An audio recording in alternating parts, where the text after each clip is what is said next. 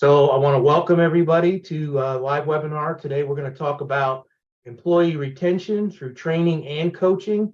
It's a little bit different look. It's combining both the training aspect for employees and the coaching aspect.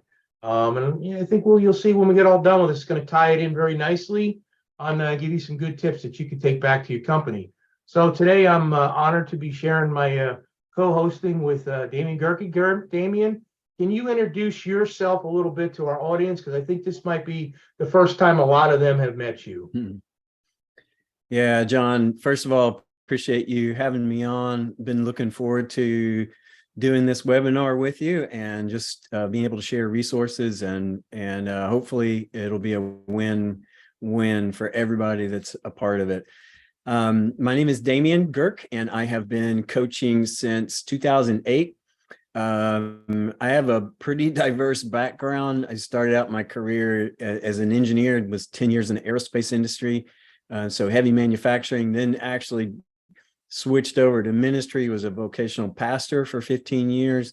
That's where I fell in love with coaching and just being able to walk with people as they go through significant life transitions and major decisions and achieving goals and things like that.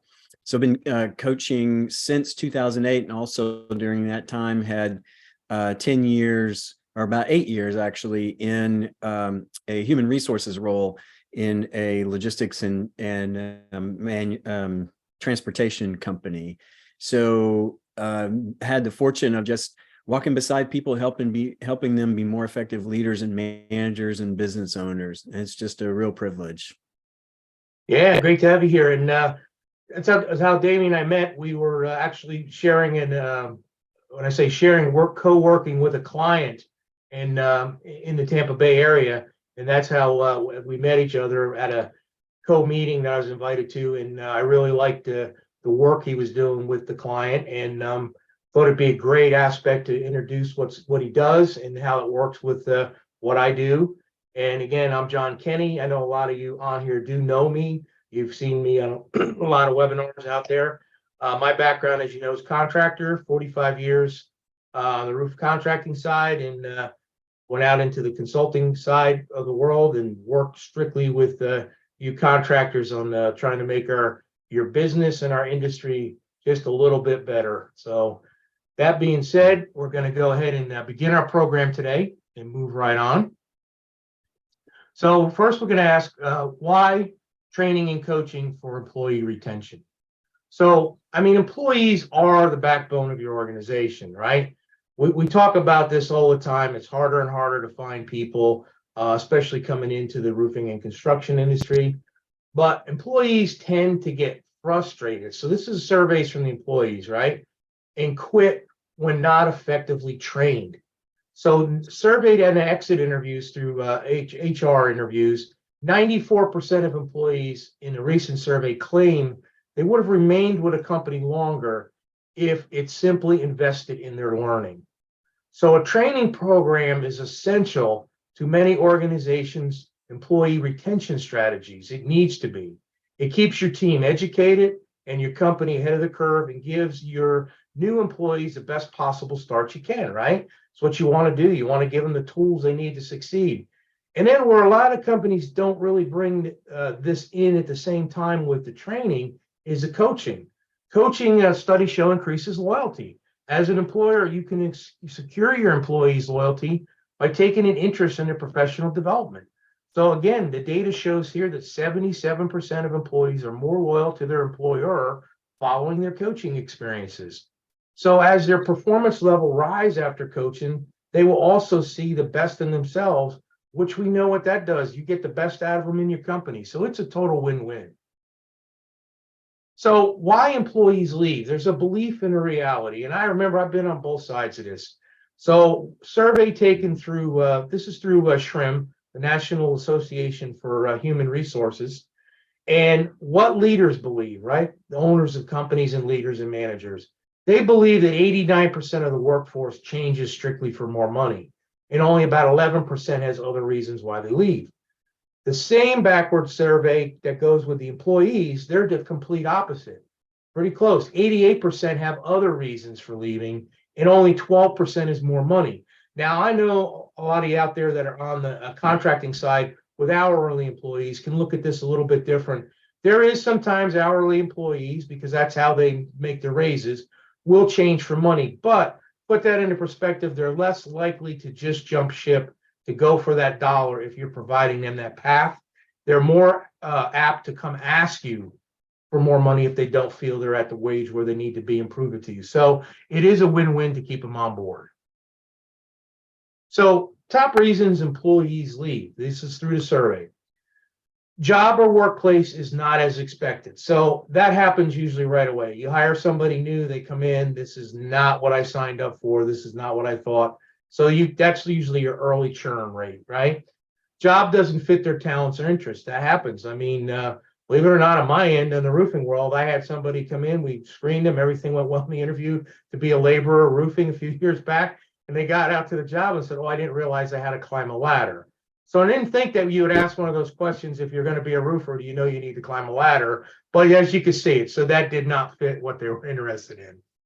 Little or no feedback and coaching. Very, very true. Once a year reviews really does not cut it, especially with your younger generations. They want more feedback and how they're doing, what they can do better, and how to get there. Feel no hope for career growth. This happens a lot in the construction companies, or especially when you're hiring somebody in, if you don't have a career path planned out for them, how they're going to get from their current position hired and what available opportunities there are throughout. Feel devalued and unrecognized. I mean, that's pretty much self-explanatory. Feel overworked and stressed out. That probably goes without saying, but that you may or may not be able to control that. I mean, contracting and roofing industry can be a very stressful and busy place to be. No trust or confidence in leaders. This is actually one of the number one reasons, other reasons why people leave. They do not have trust and confidence in the people that they're working for. So what does worker disengagement look like in our industry, in the construction industry? So again, survey taken among contractors, both roofing and throughout other sub trades, and that employ employees, not subcontractors, but actually employ hands-on employees, found out that 60% of the people answered in the survey were not engaged, and 15% were actively disengaged, and only a quarter surveyed were actually engaged in their job. So Damien, I want to kind of throw this back to you for a little explanation of the difference between how you see not engaged to actively disengaged. What takes you over that line that you see out there talking to people?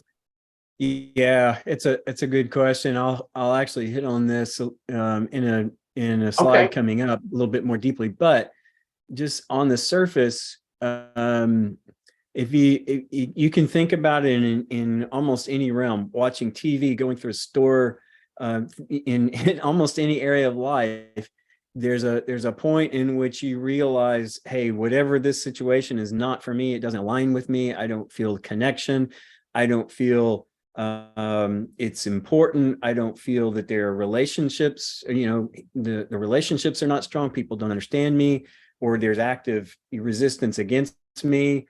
Like at some point you just cross that line from actively engaged to actively, engaged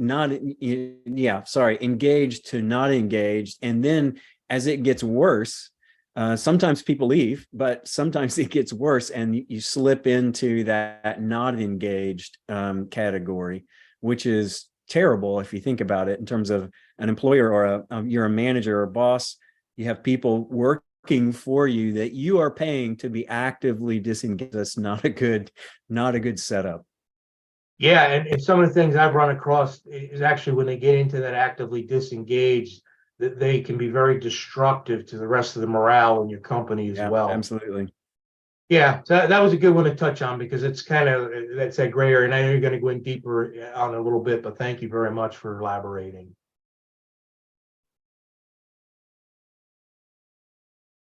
So, what are the telltale signs that can make you see someone's disengaged, right? So of course, reduced productivity. That's usually one of the first signs. Low employee engagement is estimated to result in a 33% decrease in operating income. So a company with a whole lot of disengaged employees can really be a killer. And this isn't just in your admin staff. You'll see this out in the field too. This happens a lot if you have a crew leader that is not a very good crew leader and is a sort of an abusive type leader. The crew will get very disengaged quickly. And even though there's a lot of screaming and yelling, production drops way off. Happens a lot. Weakened communication. Of course, disengaged employees are less likely to communicate with their managers and fellow workers. They get to that throw their arms up in the air type of stage where it's, I'm not going to say anything. I'm just going to do my job, collect my paycheck. Lack of morale. Employees with low engagement levels have lower morale and feel undervalued. Absenteeism. That's a good sign of that as well. Employees that feel low or little work value are more likely to take days off to avoid having to go to work. A lot of unexcused absences or patterns you'll notice with that.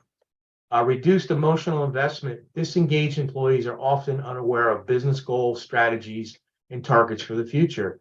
Basically, like I said, they don't care. They're coming in and collecting a paycheck. And when they get over crossing that line, they're actually being destructive to your employees that are trying to meet all your business goals and strategies. Lower quality of work. Engaged employees are 38% more likely to produce a larger volume of work at a higher standard. So you can see these numbers are pretty critical on what it's going to do to your bottom line. Generational views. I always find this interesting when we look at the different generations, because right now there are 4 generations in the workforce. Baby boomers are getting closer and closer to retirement, but as things are, a lot of them in the admin positions really don't leave in the early 60s or mid 60s anymore. They want to continue to work and contribute. So how do they look about the view on change, right? Change within the company, changing jobs. So job changing puts you behind. So the baby boomer generation or one of the last generations that really want to stick with a long-term commitment to jobs. Gen Xers, job changing is necessary. Their philosophy, now this isn't everyone in every single generation, so keep that in mind. This is an overall statistic. So job changing is necessary. They feel it's necessary to enhance their career. And that doesn't mean they're leaving in 1 year. They can work somewhere 10 years, move on to another employer to try to gain different skills and so on.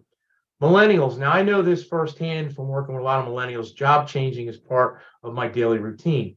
Again, that doesn't mean they're going to leave in a day, but I know I have children that are millennial age. It's not such a bad thing. They know in order to spend some time, 1, 2, 3 years maybe, and they're not going to have that job path put out in front of them. So they realize if they want to do that, their philosophy is we're going to find a company that's going to fit what I want to do in my career. So Gen Xers, which is the youngest generation out in the workforce now, they think more in line of baby boomers, but with one exception. They require a career path with training and coaching to stay loyal. So now that's why you see why we did this webinar the way we're doing it. The new generation that's coming up, they want to stay with a company. They really don't like to change jobs. They feel it will put them behind. But if you don't have a career path that includes both training and mentoring, coaching, right, then they are going to move on the same as generations before them. So these are just to kind of give you a little bit of background, because you do have to work with all these generations in your company. So traditional management views on turnover, right? You have a replacement mindset, right? If you have a replacement mindset, and I've worked at companies like this, turnover is acceptable. It's just the cost of doing business. In other words, we know that we're going to go through X amount of workers a year. We got to continue to hire, keep bringing them in. It's, whatever. It's just a part of doing business. Then you can have a company with managers with that retention mindset. And if you have the retention mindset, that means that employee disengagement is unacceptable because business costs are too great. So when you have that mindset, you're going to have the mindset of training and coaching, because you realize that the cost, it's not a part of doing business. The cost of continually replacing churn and turnover is not acceptable in your business plan, and you realize how much money it actually costs you in the end. So cost of turnover, right? So there's some visible signs of turnover.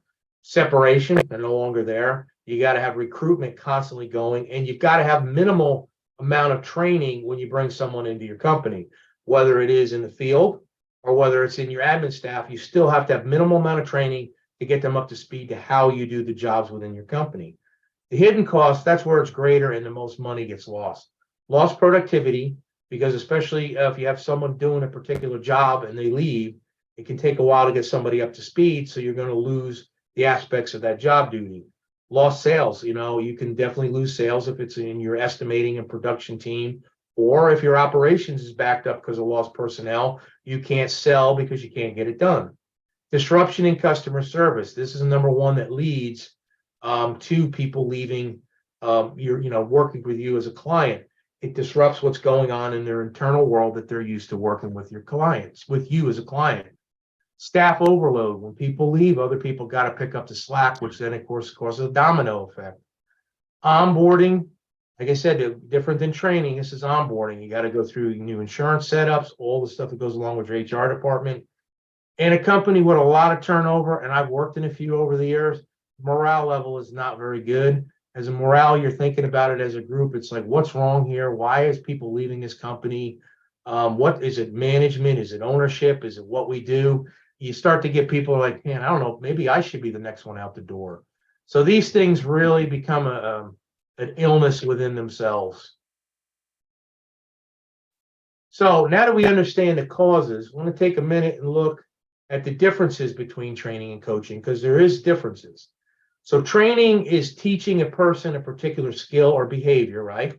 And the goal is to increase the individual's productivity, capability, and performance. So as you know, any of you that work with me, estimating training, operations training, business sector training, it's getting that skill up to speed and how they do their job and processes and more efficiency and capabilities. That's really part of training. So coaching is considered a form of training, but coaching is about enhancing that existing skill or skills rather than teaching a new one. So coaching is done by someone who's experienced in subject matter, right? Knows what they're talking about for what you're coaching on. And they assist an individual or team, because you do group coaching, in understanding how to better conduct the skill in question, demonstrating, leading by example, and mentoring to improve their knowledge. Now, Damien, do you want to elaborate on anything in this point, or are you going to cover more of this later? Yeah, this actually, John, would be a great slide to kind of jump in on. Coaching involves a lot of different things than training. In addition to what you just talked about, probably two of the things that come out most obviously are two things. One, where training, you're giving a lot of information. In coaching, you ask a lot of questions. So it's more like you're coming alongside and instead of trying to tell people what to do, you're coming alongside them, trying to help them get to a point of understanding whatever it is the training content is involved in, understand that at a deeper level. And you can do that by asking questions. Now, the other piece to that if it's not a good, healthy environment, asking questions is not going to work. So in order to coach effectively, it requires really that you build trust, because when you ask questions, people have to be vulnerable. There will be times when they say, I don't know. And they're afraid of looking like they don't know, or looking stupid, or they're afraid it might make them vulnerable or put their job at risk. So it requires building trust in relationship, and then using questions to sort of pull out their level of understanding. No, that's great information. Especially like the fact about you tied in about asking questions. If you got a bad climate in the company, it's not going to be successful Right on its own. Very good. So, and I'm getting ready here. This is kind of transition over where you've heard enough of me throughout the beginning, and we're gonna get into some deep dive. Damien is on his expertise. So, you as a company, is it important to do both? Yes, it's crucial to do both. I've worked with companies. I've worked within companies that are heavily into training, but they don't have that coaching aspect at all added into it. And again, it does affect the overall results. So I recommend that you really have a solid training program to get your employees up to speed in your career paths. And then on top of it, you really implement a good coaching piece to that, right? So training, again, just to wrap up, learning requires well-rounded approach.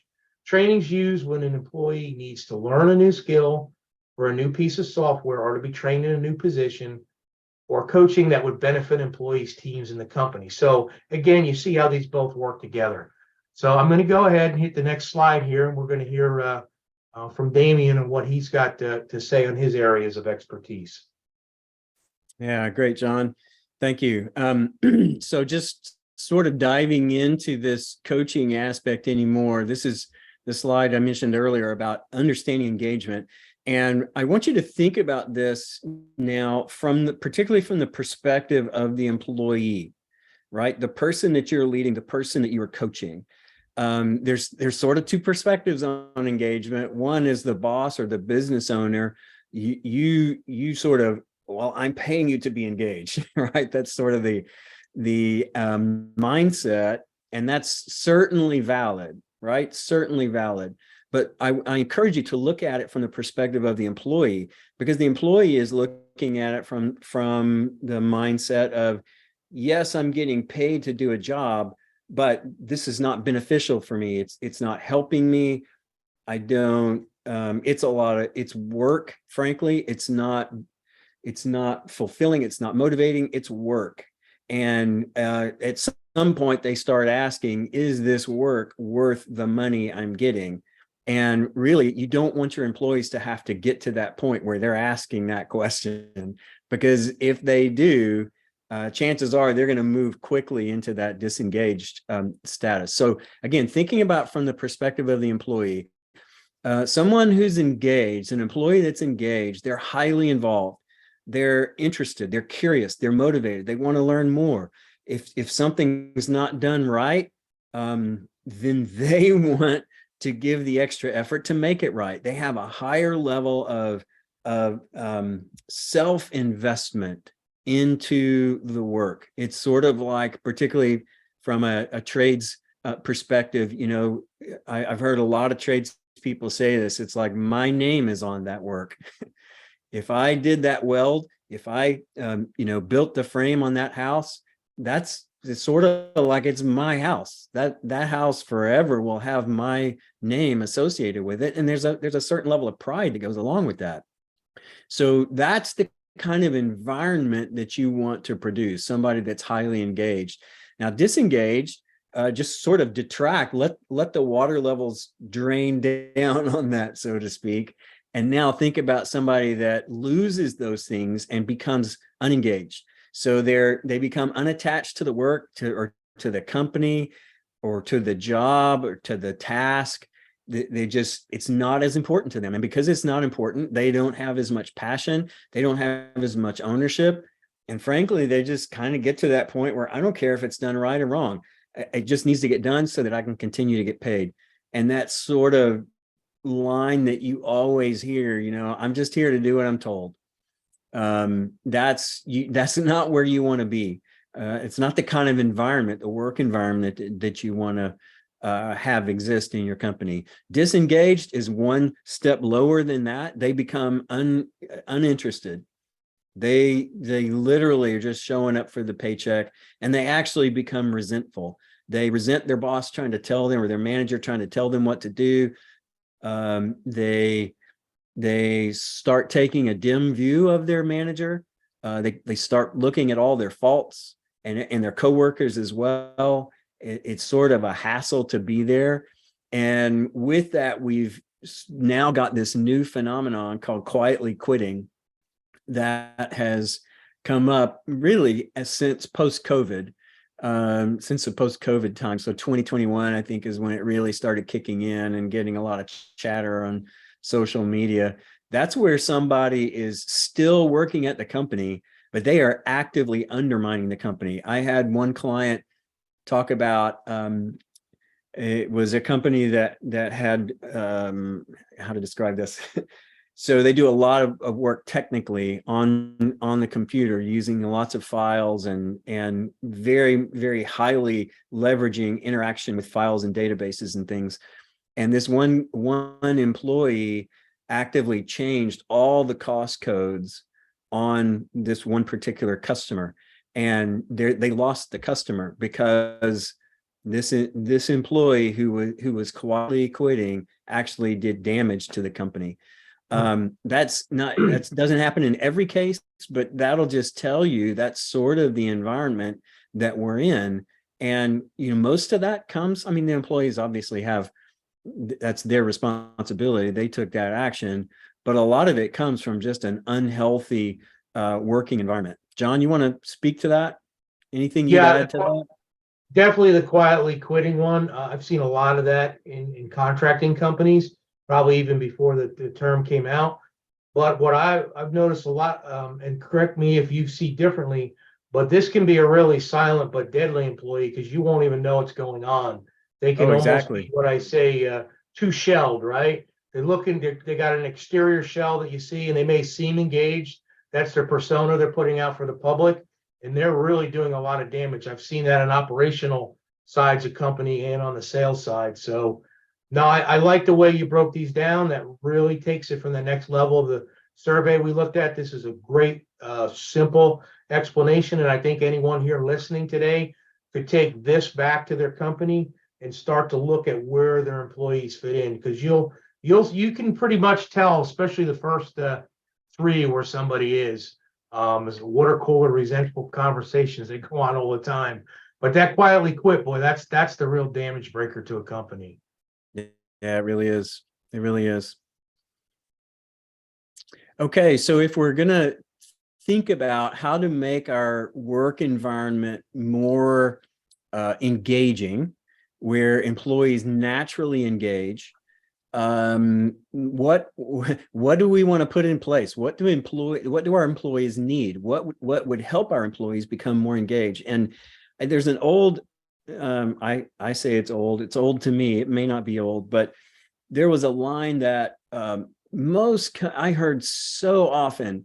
People would say, employers would say, our employees are our greatest asset, right? Common phrase, right? Almost all of us have heard that. Well, if you think about it, that sort of belies an approach or a mindset, a management approach or a mindset that sets you up for disengagement. Because what is an asset? An asset is a computer, a tool, a saw, a desk chair. Though employees are not assets, they are people. So we don't want to just have people come in the company, use them until they wear out or are not effective anymore, and then let them go and hire somebody else on. That's just not a healthy environment. And employees these days are sensitive to that, and they'll pick up on it. So we want to understand what are the key elements that help people engage. So the first is purpose. I like to say purpose is something that's important outside of ourselves. If I'm an employee and I'm working for a purpose, I'm not working for my self-interest. I'm working for the benefit of someone else. Development is, John touched on this earlier, just the opportunity to get better, to improve. If I come into a company and there's no chance to get better, I just feel like I'm stuck, and I'm going to naturally disengage if I'm the employee. A caring manager, and I want to be careful here in saying caring. I'm not saying touchy-feely. I'm saying if I have a manager that looks out for my best interests, that wants to see me flourish, that wants to see me grow, that has my best interest in mind, I know that manager cares about me. And even if that manager is a tough manager, he or she may, set a pretty high bar. He or she may challenge me or be very outspoken and strong in their feedback. But if it's helping me get better and I know they're motivated for my self-interest or for my best interest, I'm going to work hard for that manager. That makes sense? Ongoing conversations, you want an environment where, again, this goes into the coaching piece that I was talking about earlier, but you want your workplace to be real, like relational, where like that people care about one another. People are interested in one another. They're not just there working sort of in their personal silo. So ongoing conversations, particularly from a management perspective, asking them, how's it going? How can I make things better for you? What do you need? How can I help? What's your greatest challenge? What are you afraid of? Just sometimes being able to ask a question like that, like, what are you afraid of? What do you want to be? Where do you want to be a year from now? Right? Just asking those kind of questions in conversation is really helpful. And it builds that trust and ensures that there's ongoing conversations happening. And a focus on strengths. So often we get into this mindset of, my job as a manager is to point out where people are doing wrong. That's totally appropriate. Of course, you want to point out where, things are not going well, but you also want to encourage when people are doing the right thing. You want to focus on that as well. You want to highlight that. You want to help your employees understand what they're really doing well, and so that they can leverage that for continued success. Now, I know, just jump on that last one. I like that very much. I know when I was in that role of being the leader in the companies, not doing what I'm doing now, but actually in the company, one of the things I like to do was always point out their strengths in a conversation first of what they're doing well, and then lead in with, here's a few things we can do better. I always like to use that we, because it's always better than pointing it out that it's not a you or an I. And then, here's some suggestions. Let's see if we can move forward this way. It's a lot easier for that conversation to be digested and to be taken in a positive light. So I think that's an extremely important area to focus on. Yeah, right. And also just in that coaching mindset, right? We're not telling people what to do. We're asking questions. Yep. Okay. So this next slide, what to do about it. I don't want to read all the bullets on this slide. I just want to highlight a couple of things. One, this has been so helpful for me. This was kind of a light bulb moment for me as a manager and leader. It's not about getting them to do the work. It's about getting them to want to do the work. And that is just, it's a 180-degree difference when you think about managing that way, creating an environment where people want to do the work. Because if people want to do the work, like you can feed them work. It goes much faster and they're much more engaged. You can give them more work and more work and more work because they're motivated to complete it. So the point here is just understanding the difference between intrinsic and extrinsic motivation. Extrinsic motivation, kind of in reverse order. Extrinsic motivation is sort of carrots and the sticks. Like, how can I'm going to give them a reward if they do a good job, or I'm going to kind of punish them if they don't. There are times when you have to use carrots and sticks, but they're very limited in their effectiveness. And if that's all you do, then really it's worse than not doing any kind of motivation. The direction you want to head in is intrinsic motivation, where they are self-motivated, and then you're just helping to steer them because they've got forward momentum. It's easier to steer them that way. Bottom line is, people disengage when they lose motivation, and you can almost set your watch to it from the time people stop being motivated to the time they disengage or leave the company, or like we were talking about earlier, quietly quit. It's a slippery slope and it goes really fast. So motivated employees are engaged employees. And I want to think about it this way. Like, I'm not going to do a show of hands, but just like, which one of these would you say is more, put yourself in the position of the employee, which one would be more motivating for you to do work that someone else thinks is important so it will benefit them, or to do work that you think is important because it's important to you, right? Most people. We could take a minute here if you want. If you go to the Q&A. Okay, yeah. On the bottom, you can type in A or B. Okay. Give it a second. Yeah, let's do that. So go ahead, please. If you're out there listening, which I know you are, I can see who was all on here. If you want to participate, take a moment. And we have a few coming in. Damien, let's give it another minute. let's see here. We'll give it one more minute, half a minute. We almost look equal on A and B. Okay. Actually, it's kind of a trick question. It's both. But I want you to think of it this way, that when people are motivated to do something that's important to them, and so that intrinsic motivation, then they will be able to shift and realize if the work that they're doing and that they're motivated to do because it's important to them, if it's also important to someone else, that raises the bar even higher in terms of motivation. So that goes back to the purpose idea that we talked about earlier. I did have another question that came, or another one that came through in the question. If Damien, you don't mind jump in. They said the Sure. Topics are great. They liked the points. They wanted to have some more examples. So maybe if you could, the person asked the question, type back what you want, and I'll get it to as we move along. Some more examples. Give me a specific you'd like us to dive into. And Damien, we sure can here. But let me go to the next slide while we're waiting on that one to come back in. But yeah, exactly. And that's where this is moving, John, is sort of practical how to. And if we're looking for specific like anecdotes, I can tell you real life situations where this has worked for some of my clients. But go ahead and go to the next slide, and we'll get into the more practical how-tos. So I really encourage this book. This was both for me personally as a manager, as well as in my coaching. This really helped simplify. I'm always on the hunt for simple solutions, simple resources that are easy to, not necessarily easy, but straightforward to apply. The book is called Drive by Daniel Pink. He boils down intrinsic motivation to three things that need to be in place. One is autonomy, the opportunity for people to direct their own work, for employees to direct the work that they do.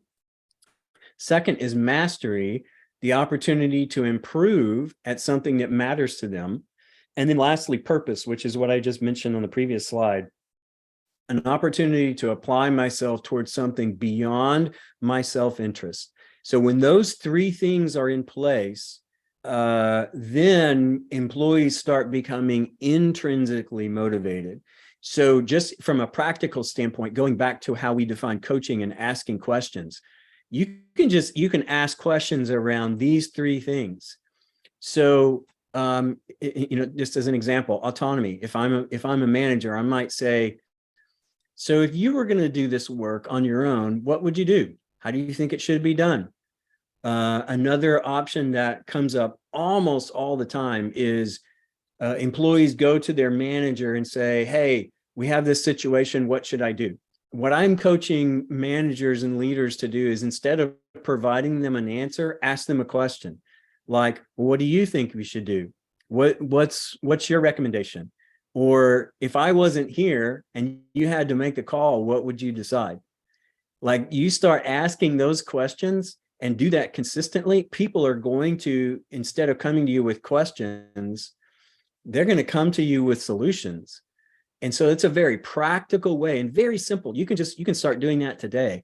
Mastery, same thing. Ask questions about, hey, what's important to you in your work? What do you like best? Where do you want to be where do you want to be a year from now? And what do you need to do different between now and then to get there? Purpose is usually, this one comes from helping people understand why we do the work. We don't do the work to get paid. We don't do the work because it's on the schedule. Like, those are obvious. Everybody understands that. But as a company, who are our customers? How are we making our customers more effective? How are we serving them by providing them with a service or a product that's going to benefit them? So always be wrapping in the reason why we're doing the work, so that employees can understand that, and that'll help them be motivated. That was good. We got a question back. You were explaining the answers. I think that's good to give some real life situations. And this is looks like I'm glad you explained the book. I'm going to have to pick that one up for myself. I like that. Yeah. So the management discipline that this all falls under for me is delegation. Delegation is one of these things. If I ask 10 people on the street to define delegation, they could give me a definition of it. But if I take those same 10 people and really dig into and look, assuming they're managers, right? They manage, they have direct reports, people reporting to them. If I do sort of a deep dive, fly on the wall, deep dive into their man, I bet one, maybe two would actually have a good skill, would be skilled in delegation. What usually happens when delegation skills are not in place is actually both of these. One is micromanagement. As a manager, you start looking over their shoulder, you start questioning, hey, when's that going to get done? How are you doing that? I haven't heard anything back from you. Like, oh, wait, that's not going right. So that means you just have set up the task. You haven't delegated the task effectively. And two, that managers end up doing the work because the direct reports either won't do it or they can't do it well. And if you micromanage, you're going to end up doing their work again anyway. So it's a lose-lose. The manager loses and the employee loses. So I just encourage thinking about this in the context of apprentice. Again, from a trade standpoint or construction industry standpoint, this is a well-known, well-practiced discipline, right? It's all over the place. You think about tradespeople apprenticing and getting a skill. I like to tell managers to think about, now this is, I don't mean this literally necessarily, but think about what's required for you to work yourself out of a job, for you to manage your employees so effectively that they could do your work. And stop and think about that. If you, another way to say, if you had to take a month off from your job, what would it take for your employees to continue their work and the wheels not come off? So that's sort of the framework, the mindset that you want to be in terms of apprenticing people and delegating work.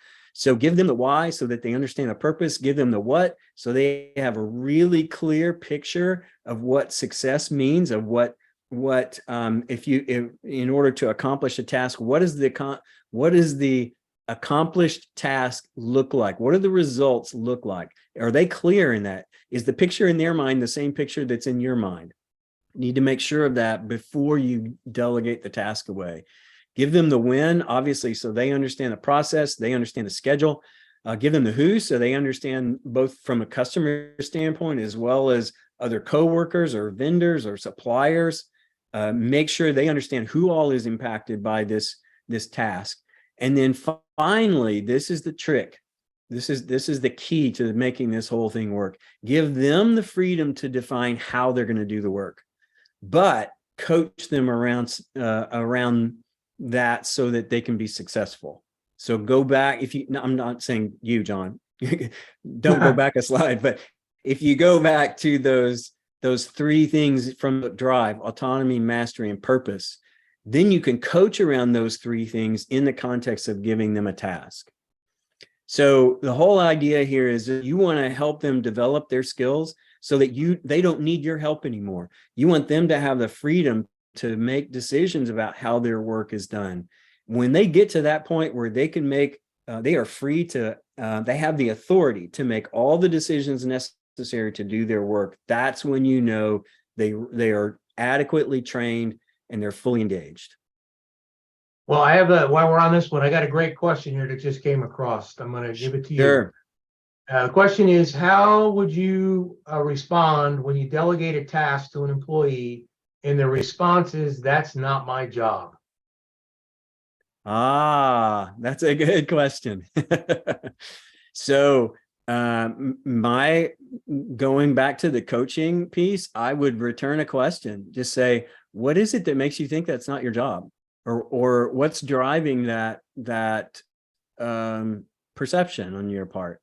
So again, you begin a conversation, and I'm not sure. It sounds like whoever asked the question might have some specific situation in mind. So I don't know what's driving that situation.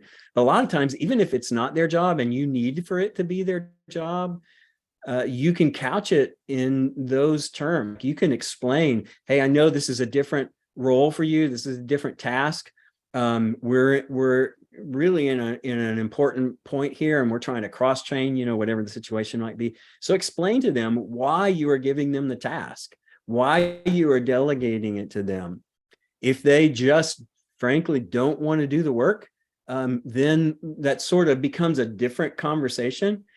They're either telling you they're afraid to, or they don't want to, or they can't, or some combination of those three. And so then you have to sort of coach through, depending upon which one of those three situations is in play.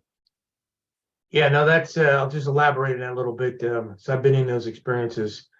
So yeah, it definitely is context of that. That's not my job. So if that came across to me, basically like, I don't really care, I'm not doing it because that's not what I should be doing, that launches a whole conversation and puts them on my immediately disengaged, you're probably a problem employee list.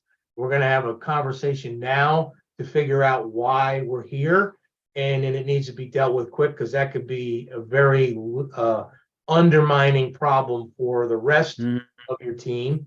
And I do agree with what you said. If it's being said, that's not my job, I don't understand it, that's a whole nother conversation. We can work on that. But yeah, I coming from the construction world, that's why I wanted to do this with you, Damien. You got a really good approach of looking differently than I do on a lot of these things, because I know sometimes I can be a little more abrupt on the way I would handle things, because I've lived in that world. So I like your answer, but that was just my 2 cents. I would definitely, to me, a person that just has the attitude, it's not my job, I'm not going to do it, that's a huge problem, and it needs to be dealt with quickly. Yeah, and just to also just to how to say this, so that feels, just on the surface, feels like kind of a confrontational conversation, right? Like a difficult, challenging conversation, but really it doesn't have to be. If you think about it, as a manager or business owner or foreman, whatever your role might be, don't you want to know the people that don't want to be there, right? Yeah. So you can address that. I mean, if it got to that point, you say, hey, Bob, I hear what you're saying, read you loud and clear. Let's have a conversation about that. Like, tell me where you're coming from. Are you not happy here? What's drawing? Like, how can I help? And then if they continue to be in that place of, man, I just don't want to be here, this job sucks. Like, okay, thanks for letting me know. How can we, bring this to a conclusion? You say that in a nice way, but ultimately they're not a bad person. They're not like an evil person or whatever. You want to be nice. You want to help them, even if they don't want to be there. You want to help them find their exit in a meaningful and not destructive way. Very good points. The only thing I'll jump on that is I've been in that position where I've been mentoring new managers in place. And that is one thing I've always told them: you can never lower yourself to the person who wants to be confrontational yourself, because you're just going down a path that is going to be a lose-lose for you and the company and the employee. I do like your advice. How can I help you find the path? I've been in that situation. If they tell you that the path is, well, let's work on getting you exited out of here so you can find your dream job, at that point. And again, you just be very cordial about it, because there's no advantage to you as a person or to your company to lower yourself to that level. That's exactly right. All right. So just to conclude here, the reality is companies are the new community. If when I think back to when I entered the workforce, I'm not going to tell you how many decades ago that was, but when I entered the workforce, we had families, My family lived in the same town. All my siblings lived in the same town. When I grew up, there was neighbors, there was friends, there was churches, there was neighborhood groups, there were natural things in our society that provided stability and a sense of community. If I needed something, I had lots of different options where I could go to help me. Nowadays, those things just don't exist. They just don't exist. And companies are becoming the new community. Employees are looking to their company to provide stability and mentoring and, resources beyond just the paycheck. So it's a needed thing in our society. And I encourage you to be thinking of it in that sense. Look at this as an opportunity to build into and my employees and help them flourish in their life, not just give them a job to do. So bottom line for me is employees work for people, not for a company. We want to care. We want to be someone that they want to follow, and people will take structure, accountability, correction, even discipline when it comes to that, if they know that they have a place to belong. I think that's a great point. I know a good example of that is if you have a manager or a leader in your company that moves on for say the right reason, a good opportunity, has to leave. Sometimes people will move on with that person. They start their own company because their loyalty is to that leader, not so much just the company. But if the leader of the company develops that loyalty from top down, then it's a little harder decision for people to leave if someone else does happen to choose to leave. I see a lot more, especially in the Gen Zs and the millennials. They absolutely have to have that leadership company culture that fits a societal purpose, or they don't want to work there. So I know it's hard, especially in the construction industry. We have our ways, but in order to embrace what's coming at us, we've got to change. And I like the way you broke that down for the reality and bottom line. Very good. Yeah, this is an opportunity. I know it's a challenge. You have to kind of think differently and wear a couple, other hats, but it's an opportunity because these people, particularly Gen Zs, they don't have what they're looking for. And if you provide what they're looking for, they'll be incredibly loyal. Exactly. So we're coming down. If there's any more questions, please ask them now. I definitely want to thank everybody for joining us today. If you have any questions, you can reach out to us. There's both our email addresses on there. Yes, I'll be able to give you access to the slides, and also this will be done on a replay. I'll set that up and send out a link to everyone who registered on this presentation today. So if there are no other questions, we'll give you any closing words you might have, Damien. No, I think I'll stick with what I said. It's just see it as I know it's a definite change, and in a lot of ways it might feel like, oh man, this is more stuff I have to do. I was hoping for less as a manager. But I promise you, if you get into the practice of asking questions, coaching, and thinking about delegating, and that becoming a realistic practice, a behavior of yours, you're actually going to end up doing less work, not more work. Good point. Closing comment came across. The belonging is key, which ties back to the slide just prior. Absolutely. One of the things I found out, we all know your business needs to be more like a family.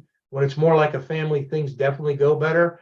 We all know there's certain family members, no matter what we do, that are going to disappoint us, but it's a lot fewer. The same aspect goes to your business. It's far and few between if you've got the right environment to begin with. So I hope you got a lot out of this today. My key on the closing is create a great onboarding and training program and ongoing career path in your company, and top that off with a good mentoring coaching program within your company. And I think you're going to find the results are going to be surprising in a positive way. and you're going to be able to grow your company and separate yourselves from your competition, and more importantly, have less turnover and the proper path to get people where they want to be. So that being said, I want to thank everybody again for joining us, and I'll send out the links for replay. And Damien, thank you very much for being my co-host today. It was a very great presentation you put on. Oh, thanks, John. Thanks for having me. It's a privilege. All right. Take care, everybody.